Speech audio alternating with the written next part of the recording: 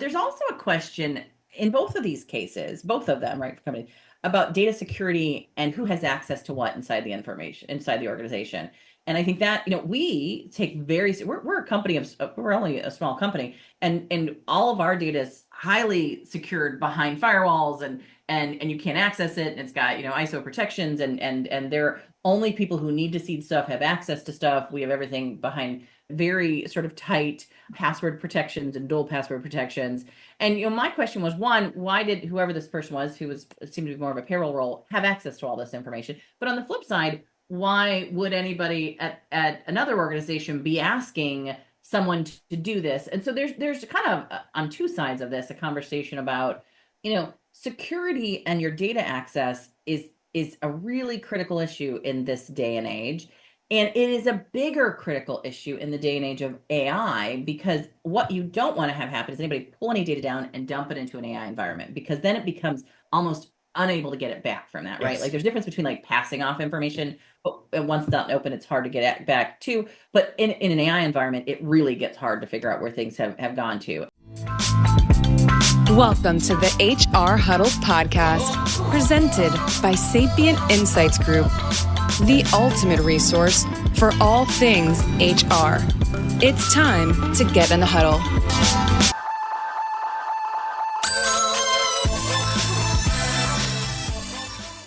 Welcome everyone to Spilling the Tea on HR Tech, where we focus on the hottest HR tech news everyone needs to know to be in the know.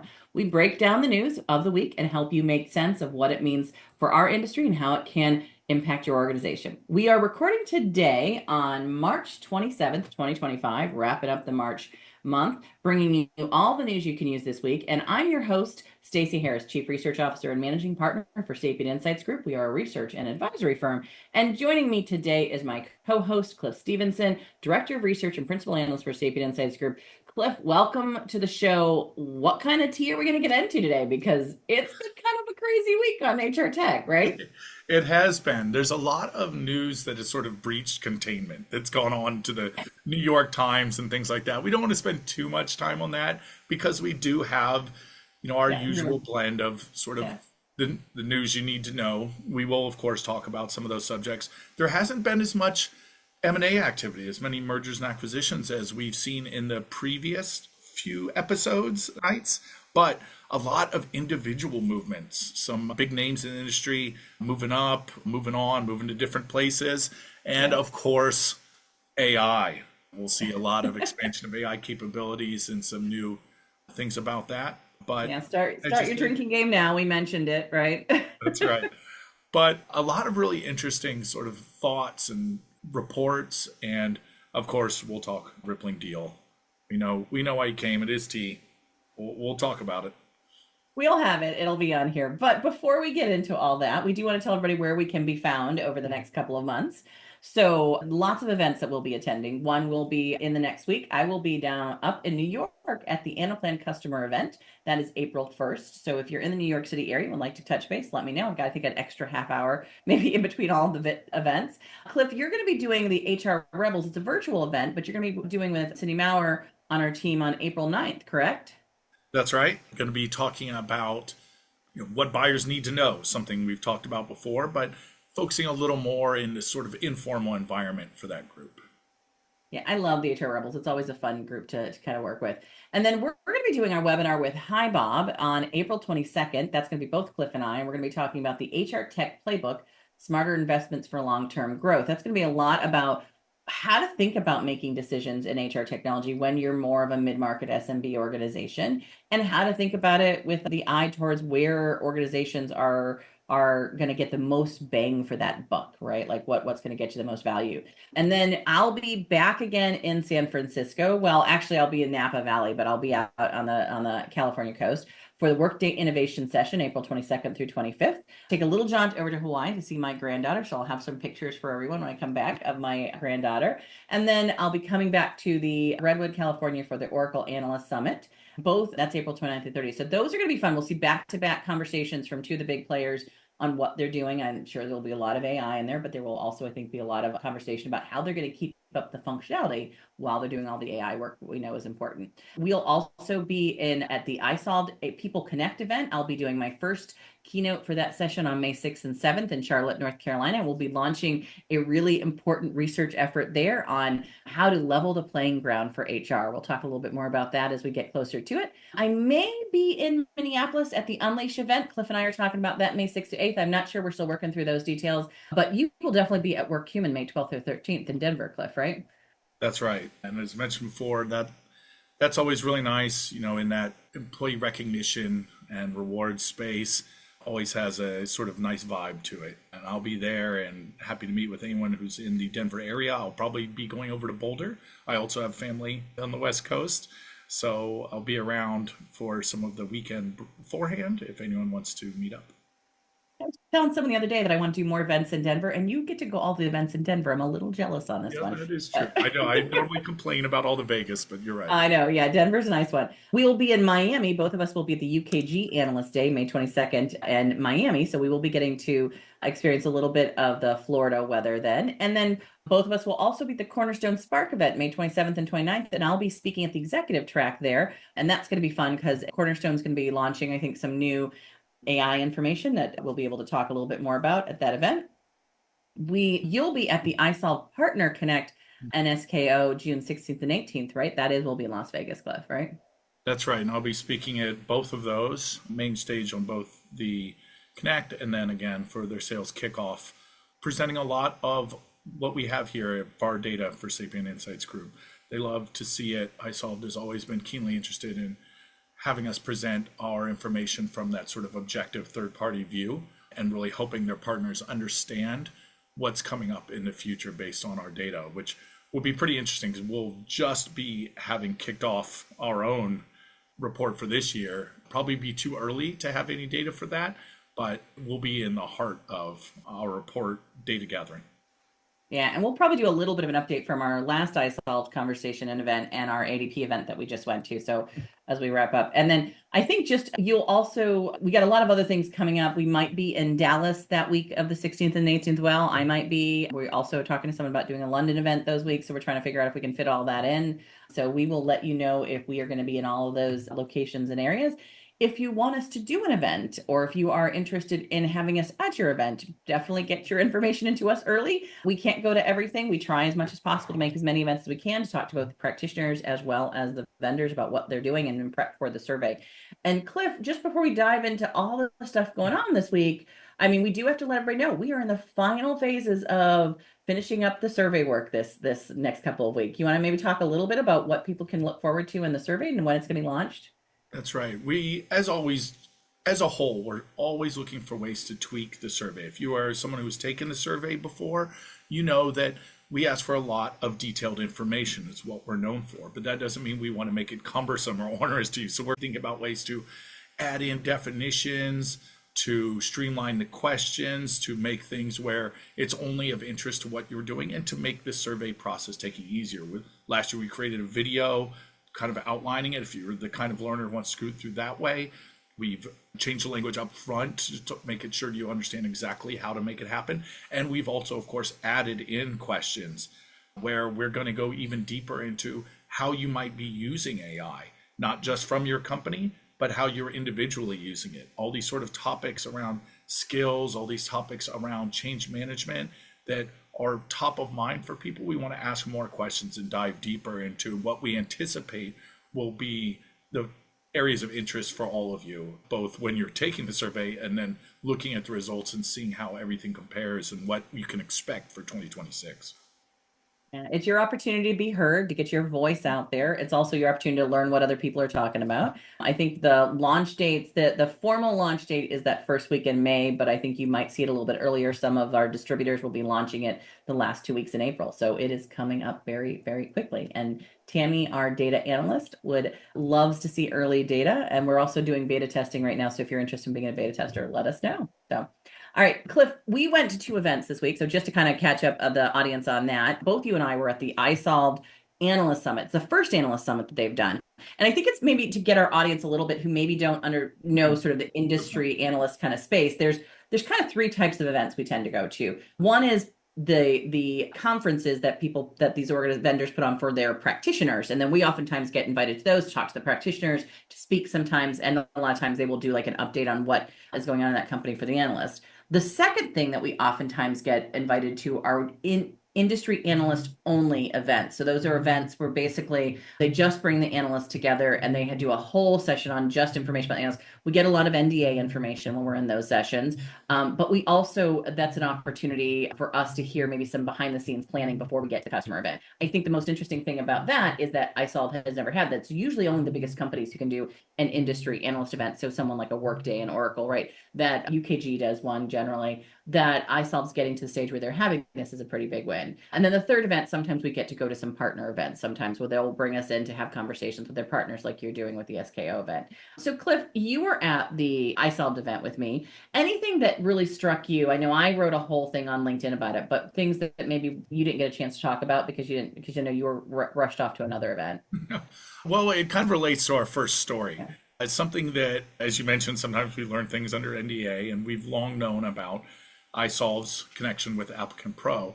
And having come from the recruiting world myself, I was very interested to see that expansion capabilities. So we'll go into a little more in just a minute.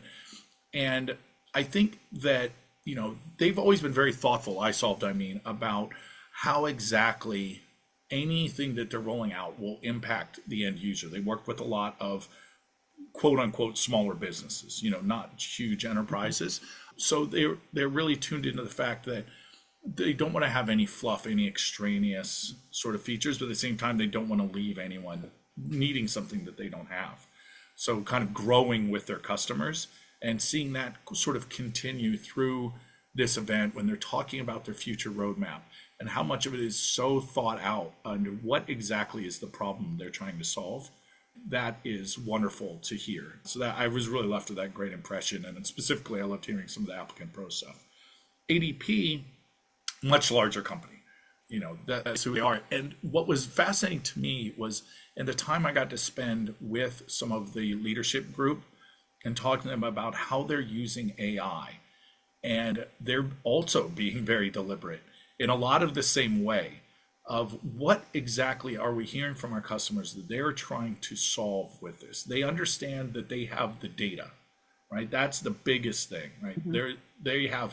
They are the biggest company in terms of gathering this sort of payroll data, in terms of number of data points that they can gather with the number of customers that they have. How do they make the best use of that in a way that helps their customers? You know, just having all that information, it's a quantity issue, but they want to make it a quality issue. And this whole idea of effectiveness over efficiency is totally the byword for them. And I think that'll serve them well, especially as we move towards more volatile economic times. And I really was interested to learn a lot about, they are being very sort of, again, you know, deliberate in how they think about the agentic model of AI, where they see that their competitors are rolling out these AI agents and they're trying to figure out, is that the best move for us? And, you know, how exactly would this help? And actually going and doing sort of a road show and talking to their customers directly. I think that's a very fascinating approach, and I love to hear that. Yeah, I think, you know, what we're seeing from most of these vendors is that, you know, particularly those dealing with small businesses, is that they are going carefully into the AI conversation. And the biggest thing that these larger firms are, like an iSolved and ADP, who have, you know, iSolved has about 180,000 customers. ADP has, I think, I think the last number was way over like a million at this point, right? Like they're at 780,000, and then they got their PEO and their support AMS and managed services groups, right? And so I think, you know, the thing that we see over and over again with these organizations is that it's the power of their aggregate data set that really sets them apart, and what allows them to be able to give back to the small business area on the AI. But they're also being very careful about it, right? I really found, because at the iSolved event, I got a chance, which I really appreciated, to sit next to Mark Duffield during dinner, which is their CEO, and to also get a chance to talk to Todd Lefevre, who's their president and COO, who's kind of their founder, and to see the distinction between kind of the focus, where Mark's very focused on not just internal operations, but the employees and what they need, because his belief is that if the employees get what they need, that the customers are going to get what they need. And you see that internally with iSolved. Their culture is really important to them. their CHRO and their chief marketing officer work hand in hand, making sure the culture internally matches what they want to do externally as well. And Todd, which I really like his perspective, is much more on those channel partnership relationships. And so you have these two sort of senior leaders who are really thinking distinctly about how to get the most, I think, energy going with what is going on within iSolved, right? Which is both internally with their employees, externally with their partners, and how to make those things work well and how to use that kind of energy. And I think the thing we learned, which I didn't realize, was how they had sort of self-funded a lot of the work that they're doing, both on the research side as well as on the sort of acquisition side with the talent acquisition system that they picked up with that organization because of the finances they were making off of the work they had done with the partner model, right? Like their services were really paying for a lot of the emerging work that they're doing on the tech side. I think it's interesting because they're privately held. I think there was a big conversation from all the analysts about, will they continue to be private? Will they think about an IPO? I don't think there's any answer out there in the market on that. We didn't get anything behind the scenes around that. But I do think that there is a feeling right now that there's a lot of value. Like they're making money, so the private firms don't need to think about an IPO or something to gain money. So that kind of generally plays into a lot of those conversations.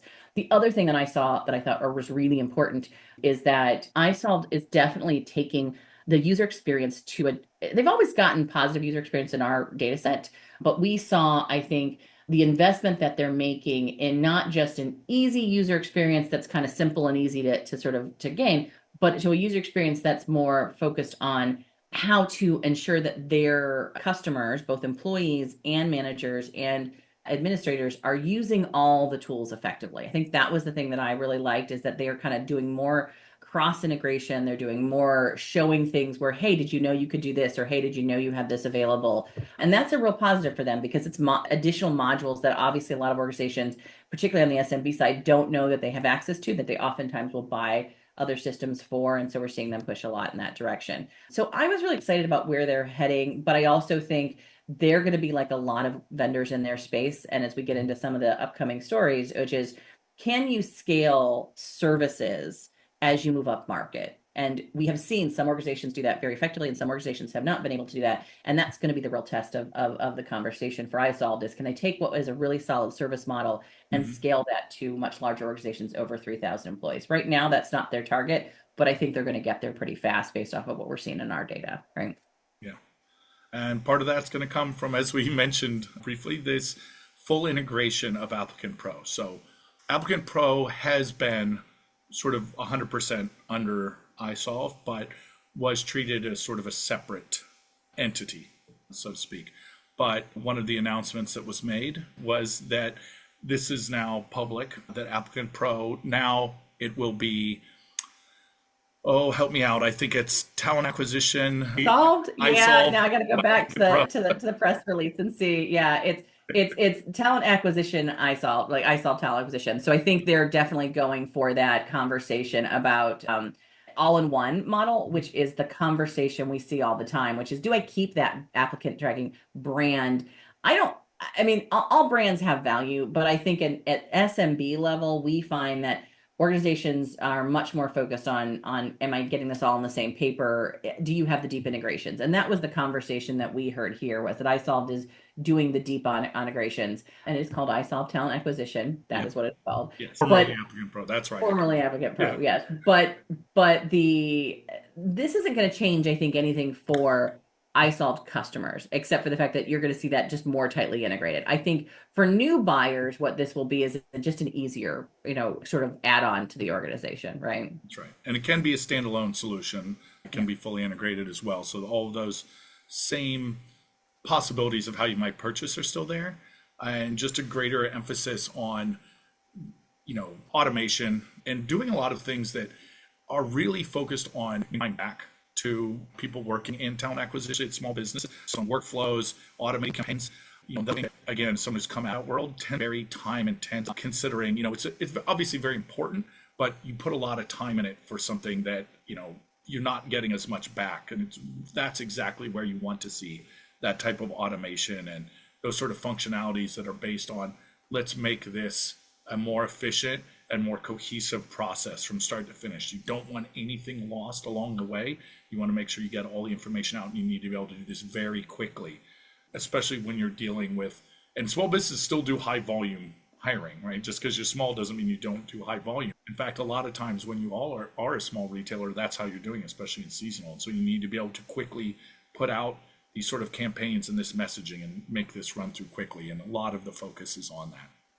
Yeah, and we should note that we saw, I think there was a 400% uptick in iSolved customers picking up talent acquisition as sort of a module. It is the second highest module behind payroll. So oftentimes organizations will get payroll and recruiting even before they get a full HCM in an SMB market. And then onboarding usually is within there. So it is really a critical full role for many of the SMB organizations. So not surprised where they're investing here.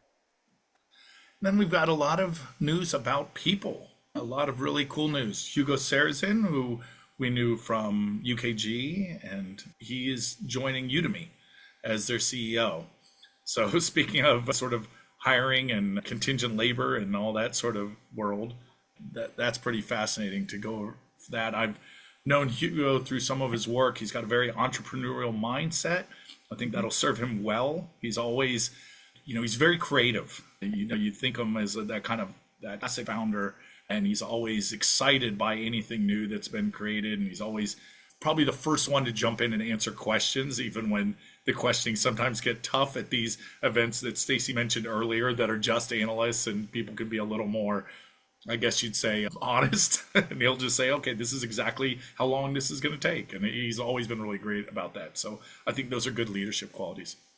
Yeah, and I think we see Udemy showing up a lot more in the applications and the learning side that are being used by corporate organizations. So I think you're probably with Hugo there, you're going to see them probably moving more into the B2B world versus the B2C world. And so that'll be interesting to see as well. So yeah, exactly. That's what I was thinking of, when you're hiring these workers and you're trying to get them upskilled so quickly.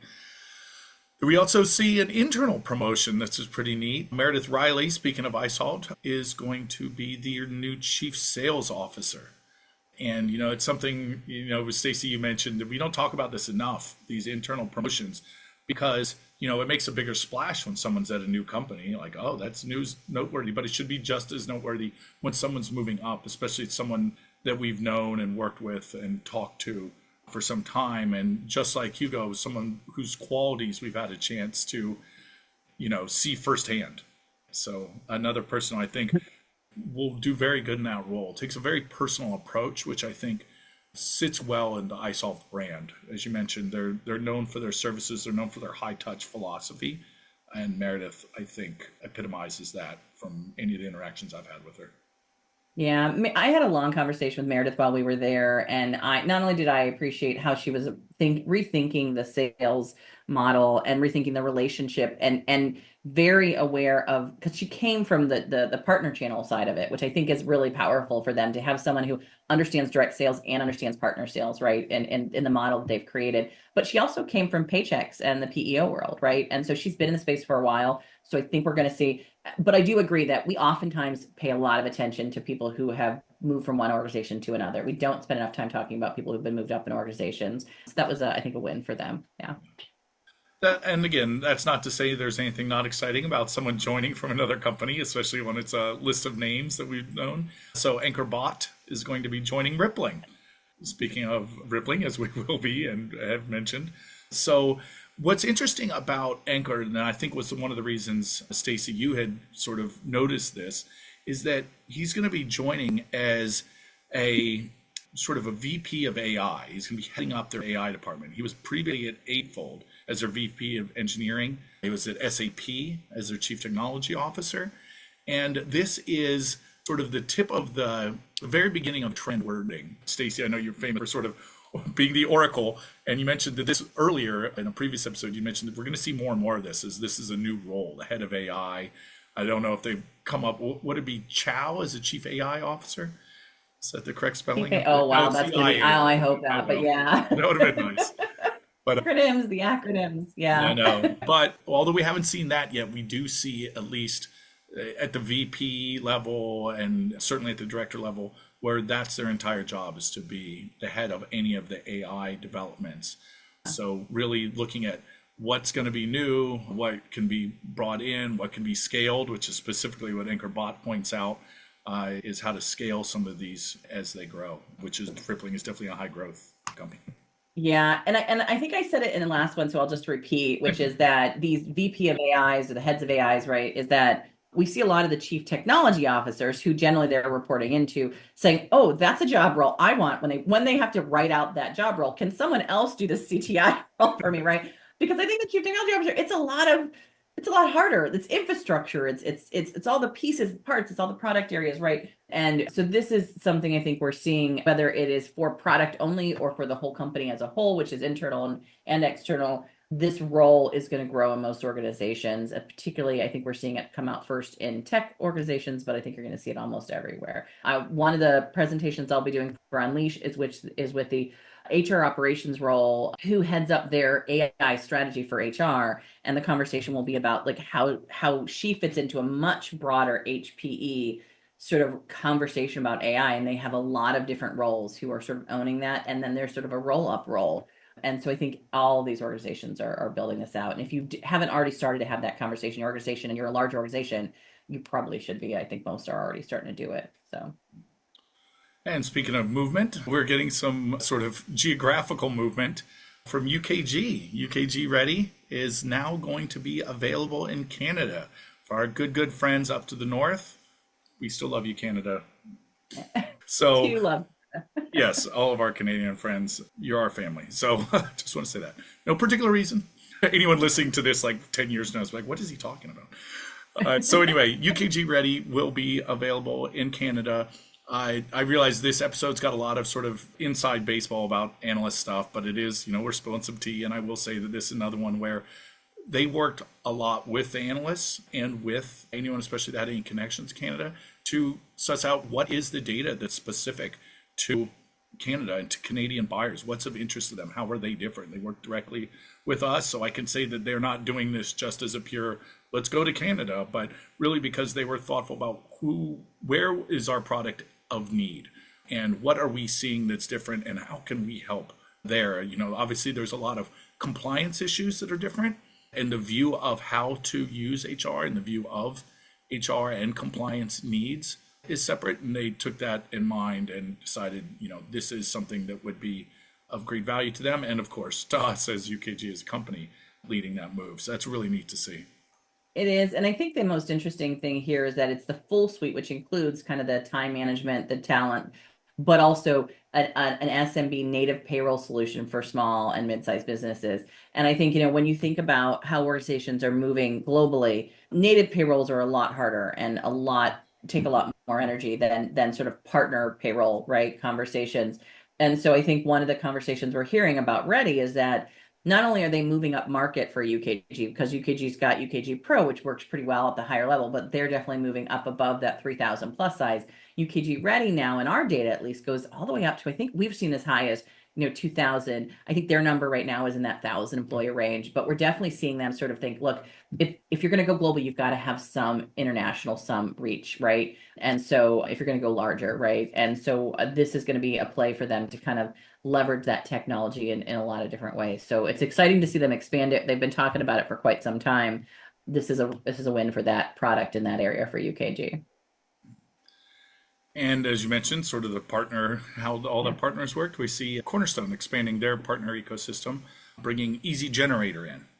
So Easy Generator does authoring, not surprised it's sort of, because a lot of things are now, obviously it has some AI involvement there, but, help filling out some of the content, especially when it's sort of specialized expertise that's needed. That's a lot of what you're able to get with this sort of expanded marketplace offering and partnership. Easy Generator.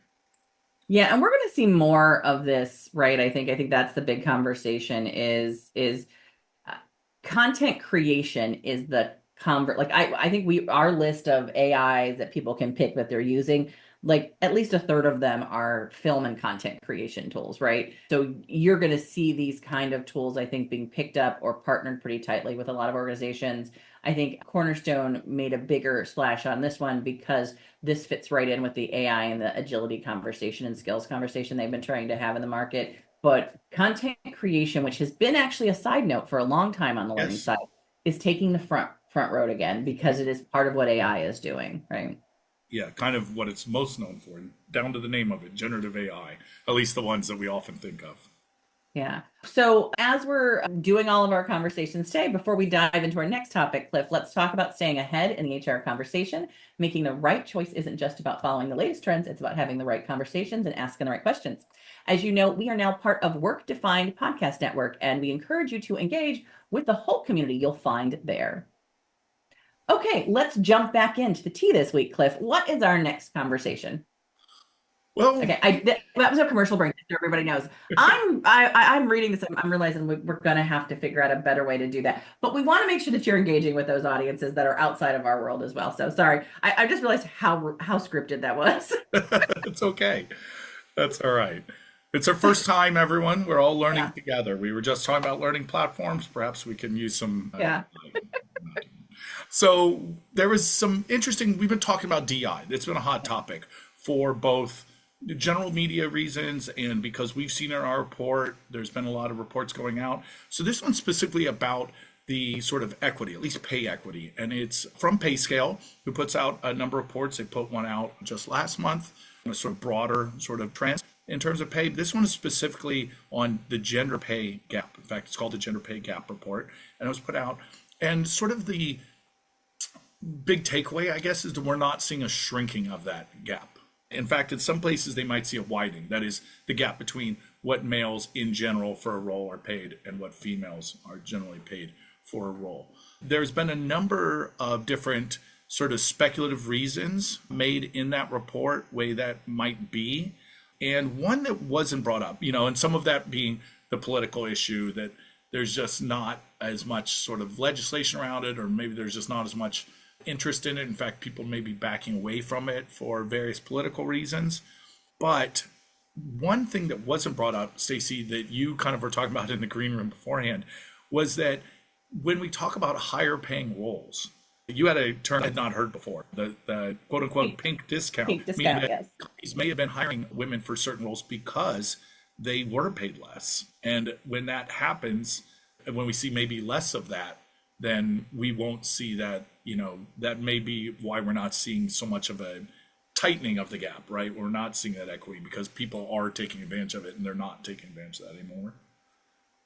Did I explain that Yeah, I correctly? mean, so you did. You'd explained it. Yeah. And we, I think the peak discount is something that, came out a lot in the late 90s, 2000s when we were having these conversations, right? But what's interesting is there was sort of a report that Vizier recently did. Andrea, who's their head of research, who's amazing, kind of analyzed their own customer data, right? And they've been doing this year over year as well. And they saw that for the companies that they were analyzing, and every company's a little bit different, right? So, but for the companies they were analyzing, that not exactly where it had stayed the same like this one, but that it had shrunk a little bit. It went from 14% to 9% in their data set. And part of what they saw was that the females had made a higher percent rate, not if they were managers, it was overall, right? Like that was 7% increase in wages versus 3% increase in wages for females versus males. And I thought, well, I wonder in some sense, I could be very wrong on this. It's an economics conversation, right? Is we've seen a lot of layoffs, particularly in tech and large companies. And in those layoffs, we know that the focus has been on higher salary ranges, right? And a lot of mid-manager levels. And so could we, be seeing that as they were doing layoffs of higher salary ranges, that the females who did not have the higher salary ranges may have been more likely to stay in an organization. This is all conjecture. I haven't looked at the data, but you think about these things when you're thinking about economics and social and sort of how all this behavior plays out, which is that sometimes these dynamics have an impact on what's happening both economically as well as what's happening globally around the market, right? Mhm. Absolutely. Sort of speaking of that, protections and equality, we have to talk about AI, right? I know we've mentioned it, but broadly, we've had talked, especially over the last couple of years since AI has become a big topic, impending legislation. I think this is one of the first times I've seen a story kind of roll across the desk that has been about stripping back this legislation. So what may come as not a surprise to some people, the current US government administration is rolling back some of the AI guidelines that were put in place. Now, this happened just this week of March. Well, it's March 27th as we're right now. It might change next week, so we got to give the day of the week. All right. And so one thing that we had reported on was a creation of the US AI Safety Institute. I believe that was last year, the year before, but certainly it's a recent thing that put in basically guidelines. There wasn't very much there, but those guidelines are being rolled back. So there had been sort of directives issued ensuring that if you are putting AI, it doesn't violate worker rights or diminishes job quality. And those are being cut back, along with cuts directly to that AI Safety Institute, pulling people out of there as part of that broader culling of the workforce, the public workforce that's been going on in the United States for the last few weeks. So Yeah, it's and kind of interesting because we were just talking the last episode about California putting in some legislation at the federal level. We're actually seeing it rolled back. It's a real push and pull, isn't it? I was just going to say, I think the hard part for businesses, both technical businesses who are trying to find their way through this, and corporations who are buying the technology and using the technology, I think you're going to have to figure out. I think we're going to have to do a lot like we do with our employment laws. If we're compliant in New York and we're compliant in California, we're most likely to be compliant, not all the time, but it at least gives us a likelihood that we are at the higher levels. I think another one is Colorado. We're seeing a lot more of the regulations being in those areas. So I do think you're going to have to really look at this at a state by state level. Where do you have your employees? But I think this is one of those times where doing the right thing, like just like if you feel icky about what's going on, you should really question if you should be doing it, right? Because even though the regulations are being rolled back now, that doesn't mean they won't come back. Doesn't mean they won't overwrite some EEOC requirements, which may not fall directly under AI, but will be impacted in sort of the hiring or the biases or some of those mandates. So sometimes it's just better to err on the side of more caution in this space, right? Would be my sense. Yeah. I think so. And on sort of the flip side, when we talk about the positive aspects of AI, Paychex survey found that at least within the 500 or so Paychex customers that they surveyed, that they found a lot of empowerment. And I think that the way they tell it is empowering small businesses, with 72% feeling positive overall about the use of AI. So one I liked that was interesting is that though despite all these sort of positive moves and people on the hand feeling, I think there was something like 76% anticipate have a moderate to significant impact to their businesses. 82% of respondents found AI is helpful to their business. But interestingly, from the same report, we see that 18%, right? And so nearly 1 in 5 respondents said they'd face difficulties using AI due to poor data quality, taking us all the way back to something we have, you'd think we were being paid by the Data Governance Institute or something if such a thing exists, because we're always talking about you can't do anything with these new cool technologies if you don't have good data, right? And we've seen in our own report that people have consistently said that they don't have necessarily guidelines on how to use AI. We're going to be asking this year a lot more about specifically how AI is, stored and used, all these sort of data governance type questions about, what are we using this information for and where is this information coming from? So finding that out was pretty interesting in the same report that they're talking about these positive, quote unquote, vibes that people are having towards AI. Also, a significant portion of them saying, data is causing us problems when we're trying to use this.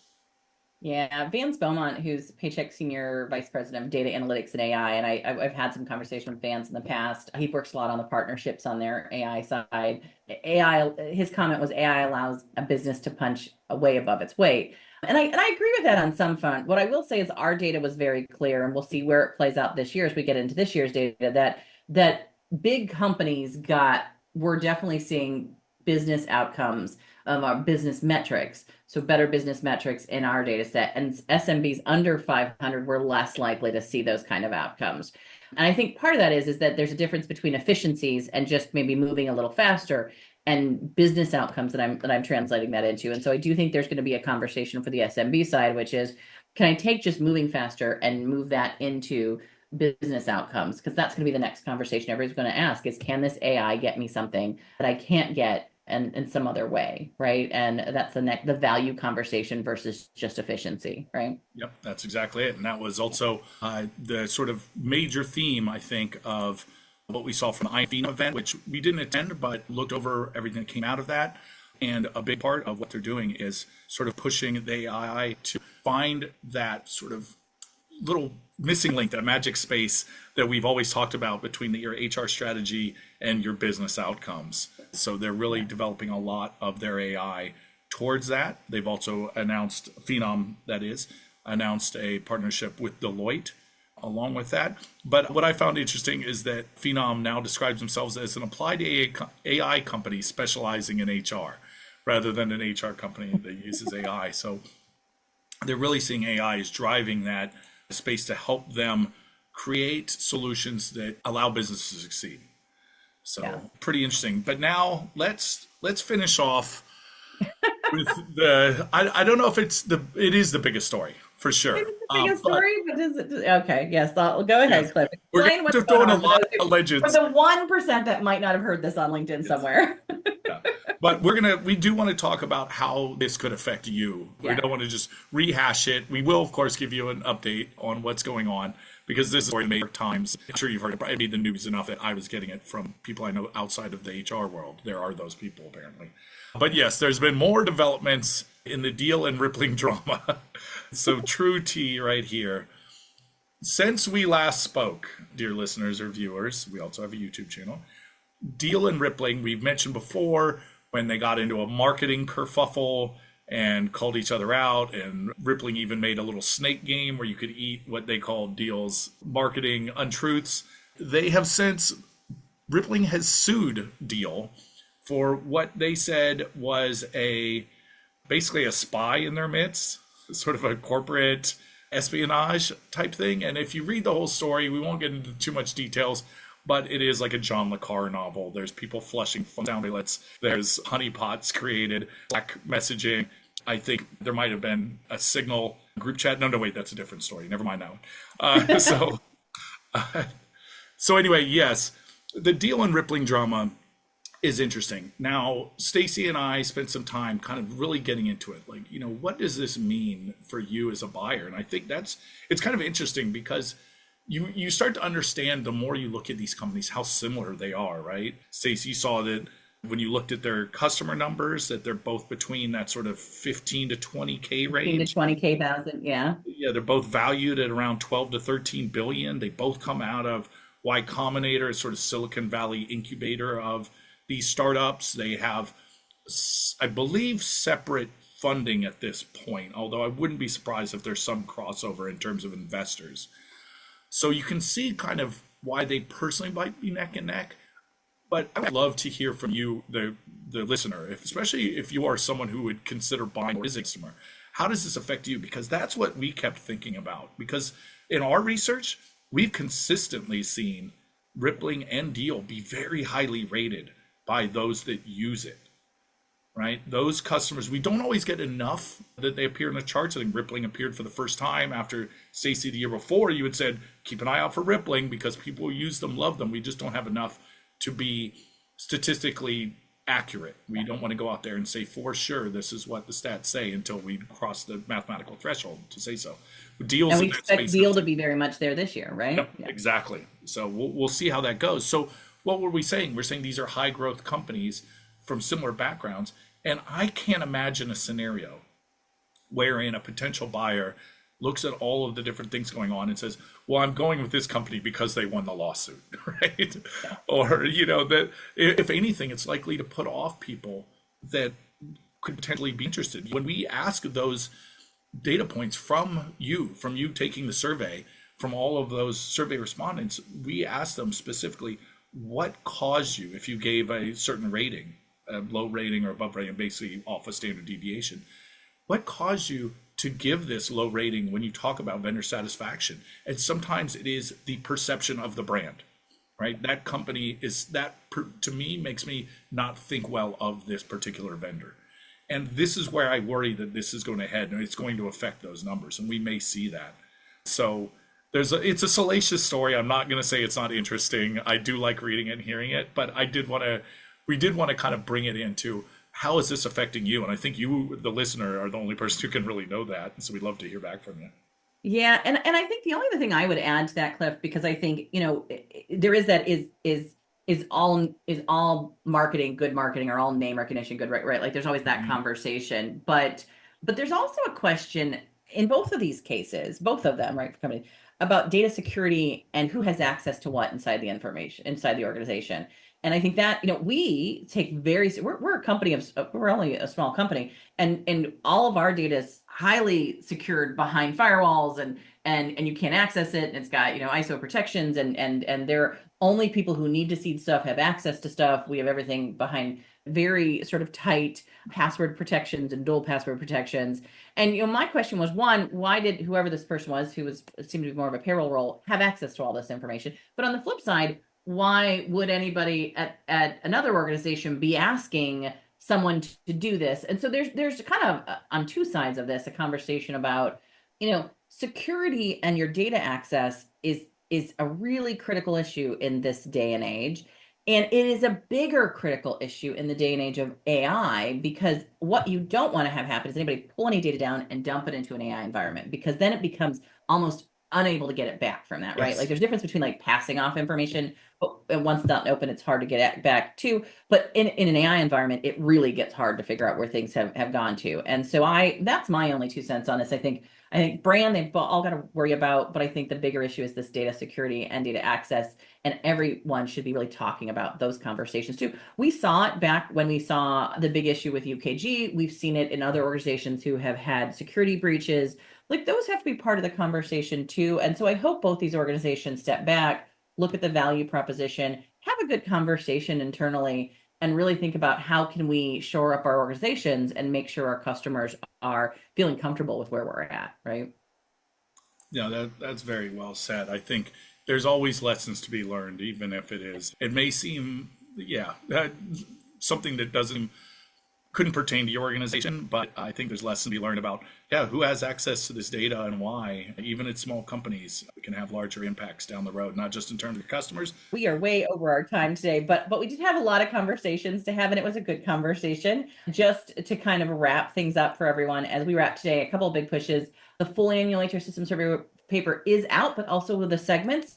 It's a good time to maybe go and see some data to understand sort of how things might look next year as well. So just be aware of that. The full survey will be going out in another month. So if you are interested in distributing that and you're not on our list already of 40, 50 organizations who have already signed up, please let us know. We'll get you on that list. Also, if you are interested in getting to hear more about what we're doing and learn where we're going to be at, please sign up for our newsletter on our website for the updates on all the things that we're going to be doing and our annual survey. And if you like what we're doing here, please like and share our podcast on Work Defined. Be sure to listen to our sister HR Huddle podcast, HR We Have a Problem, every other week, hosted by our CEO, Terry Zipper. And most importantly, to stay up to date with immediate breaking HR tech news and get all the behind the scenes content, you can follow us at Sapient Insights on LinkedIn and Instagram, and follow Cliff and I on LinkedIn. You'll get reports of all of our roadshows. And thanks everyone for helping produce this, including our Brand Method Media Group, who helps us produce our podcast, run by amazing founder Kelly, our marketing team, Summer Orlano, Cole Harris, and Cindy Maurer. And thanks to our listeners and community. We couldn't do this without you. Cliff, thank you as always, for pulling all of this together for us. And that's it for this episode of Spilling the Tea on HR Tech. We hope it's been just the brew you needed to start the engines running this week. A little bit of extra tea this week to go along with it. And we'll be back in 2 weeks with another pot of boiling hot HR Tech updates and insights. Bye, everyone.